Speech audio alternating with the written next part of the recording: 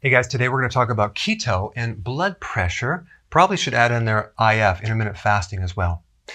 Now, typically people have this idea that high blood pressure is caused by consuming too much sodium or salt, right? Because a lot of times all their processed foods are really high in sodium.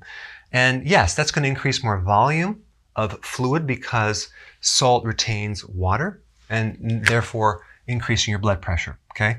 But people can then be put on a diuretic, pull the fluid out, and then lower their blood pressure. So one point I want to bring up is the relationship between sodium and the opposing mineral potassium. They both work together, okay? And we need 4 times as much potassium as we do sodium.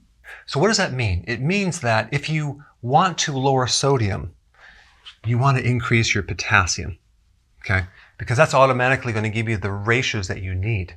Rather than try to lower your sodium, okay, yes, you can do sea salt, which I recommend, but you'd be much better off increasing your potassium. And one of the reasons is because potassium automatically will help you lower blood pressure or normalize blood pressure. And most people do not consume enough potassium-rich foods. And I'm not talking about bananas, I'm talking about leafy greens. The average person consumes 1.6 cups of vegetable per day. We need at least 7 cups to hopefully maybe even 10 if you could actually do that. And that would actually give you a lot closer amounts for your potassium, and you'll find your blood pressure come down. And I'm going to put a link down below that shows an incredible paper on the relationship between increasing your potassium and lowering blood pressure. All right, let's talk about scenario 2. Let's say the artery is calcified. Well, that is going to increase your blood pressure because you have hardening of the arteries, you have plaquing. A great test to determine that would be a coronary artery calcification scan. Very important to be able to detect if you have any calcification going on there. Now, there is an interesting nutrient called vitamin K2 that works with D3 that helps decalcify the arteries. It helps remove excess calcium from either the joints or the arteries and puts it in the place where it should be, in the bone. And this actually comes from fatty foods, grass-fed meats or dairy, which is very interesting. Now, you can also get it from natto, which is a fermented soybean, but I find it interesting that the actual vitamin in fatty foods has the remedy to decalcify or protect the arteries from accumulating too much calcium. And a lot of people are on a medication that blocks calcium to prevent this. It's called a calcium channel blocker. And the last scenario, which is probably the most common, is a situation where you have high insulin. If your insulin is too high, your arteries are going to become stiff, okay, and your blood pressure will go up. This is associated with insulin resistance because when you have too much insulin, that means you're consuming too many carbs or eating too frequently. It's going to eventually create a situation where your insulin is going to be resisted in the receptor.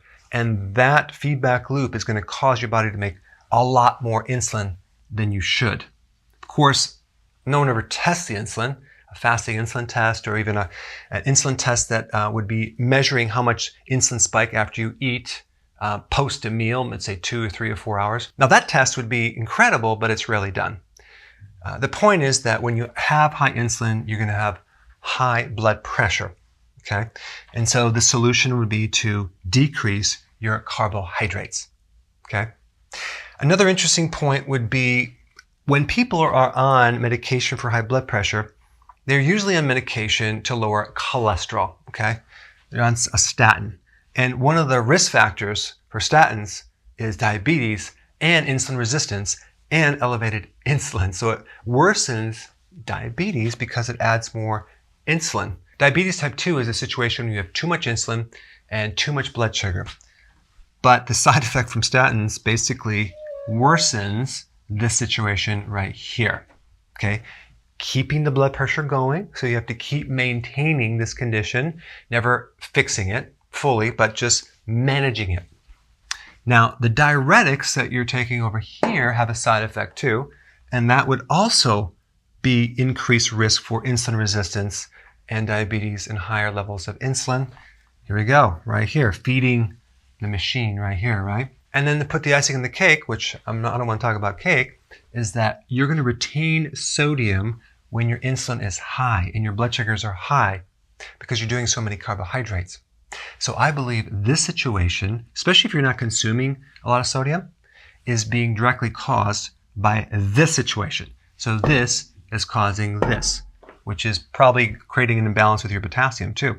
And by the way, increasing your potassium will actually help lower your insulin and improve insulin resistance.